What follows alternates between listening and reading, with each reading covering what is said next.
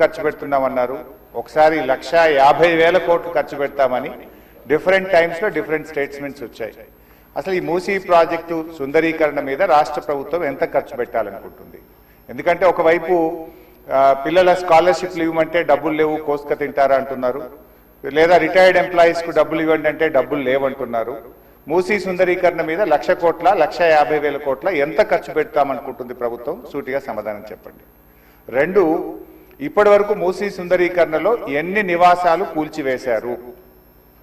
ఆ కూల్చివేసిన నివాసాలకు 2013 భూసేకరణ చట్టం కింద పాత ఇండ్లకు కంపెన్సేషన్ ఇచ్చారా, వేజ్ లాస్ ఇచ్చారా, లేదా సింపుల్ గా కేసీఆర్ గారు కట్టిన డబుల్ బెడ్రూమ్ ఇళ్లలో అసైన్మెంట్ చేసి పంపారా?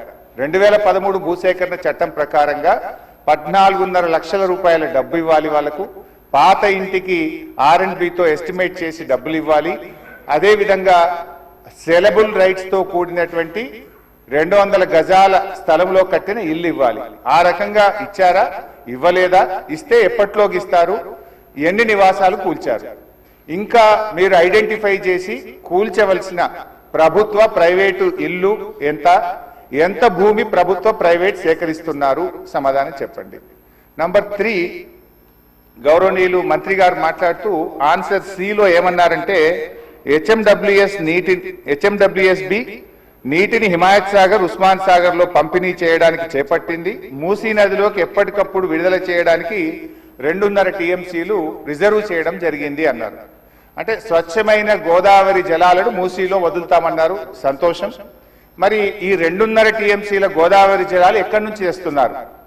గత ప్రభుత్వం కాళేశ్వరంలో భాగంగా నిర్మించిన మల్లన్న సాగర్ నుంచి నీళ్లు మూసీకి తెస్తున్నారా, ఇంకెక్కడి నుంచి అన్నా గాల్లో నుంచి తెస్తున్నారా? ఆ 2.5 టీఎంసీలు కాళేశ్వరం ప్రాజెక్టులోని మల్లన్న సాగర్ నుంచి వస్తున్నాయా, ఎక్కడి నుంచి వస్తున్నాయో సమాధానం చెప్పండి. తర్వాత అధ్యక్ష, ఈ మూసీ మీ నియోజకవర్గంలోని వికారాబాద్ నుంచి ఆ అనంతగిరి కొండల నుంచి స్టార్ట్ అవుతుంది. గత ప్రభుత్వం మూసీలోకి మురికి నీరు రాకుండా ఉండాలని దాదాపు 32 ఎస్టీపీలు కట్టాం. అందులో ఒకటి మన వికారాబాద్ దగ్గర కూడా ఒక ఎస్టీపీ కట్టాం. ఇవాళ ఆ ఎస్టీపీని మెయింటైన్ చేయక మోటార్లు బీకేసిండ్రు, గడ్డి పెరిగింది. ఆ ఎస్టీపీ ఫంక్షనల్ చేయక వికారాబాద్ మున్సిపాలిటీ మురికి నీరంతా ఈ రోజు మనం తాగుతున్న గండిపేట హిమాయత్ సాగర్ లోకి వస్తున్న విషయం ప్రభుత్వం దృష్టికి వచ్చిందా? ఆ ఎస్టీపీని ఎందుకు మెయింటైన్ చేయడం లేదు అని నేను అడుగుతా ఉన్నా. గత ప్రభుత్వ హయాంలో మేము మూసీలోకి మురికి నీరు రాకుండా ఉండాలని 32 ఎస్టీపీలు కట్టాం. మరొక 39 ఎస్టీపీలు కట్టడానికి కేంద్ర ప్రభుత్వానికి అమృత్ పథకం కింద మేము ప్రతిపాదనలు పంపాం. అవి మంజూరు వచ్చాయా, ప్రారంభించారా, ఏ దశలో ఉన్నాయో సమాధానం చెప్పండి.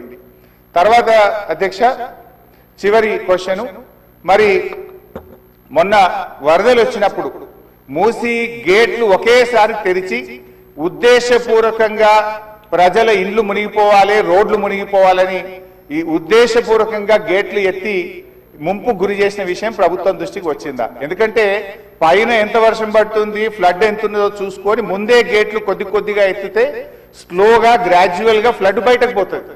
కానీ గేట్లు ఆపిపెట్టి ప్రాజెక్టు మొత్తం నిండిన తర్వాత ఒకేసారి గేట్లు తెరవడం ద్వారా ఓఆర్ఆర్ యొక్క మరి పక్కనుండేటువంటి రోడ్లు కానీ, ఓఆర్ఆర్ యొక్క మన పక్కనుండే రోడ్లు, ఇండ్లు ముంపు ఉద్దేశపూర్వకంగా కావాలనే ప్రభుత్వ పెద్దల యొక్క ఆదేశాలతో ఈ గేట్లు ఎత్తి ముంపు గురి చేసిన విషయం ప్రభుత్వం దృష్టికి వచ్చిందా? ఎందుకు ఆ రకంగా గేట్లు ఎత్తారు?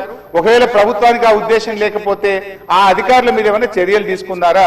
సూటిగా సమాధానం చెప్పాలని చెప్పి నేను కోరుతా ఉన్నా అధ్యక్ష. చివరిగా నేను చెప్పేది, మీరు పేదవాళ్ళ ఇంటికి రాకండి. మూసీ సుందరీకరణ పేరిట పేదల ఇండ్లు కూలగొడితే బీఆర్ఎస్ పార్టీ సీరియస్ గా వ్యతిరేకిస్తుంది.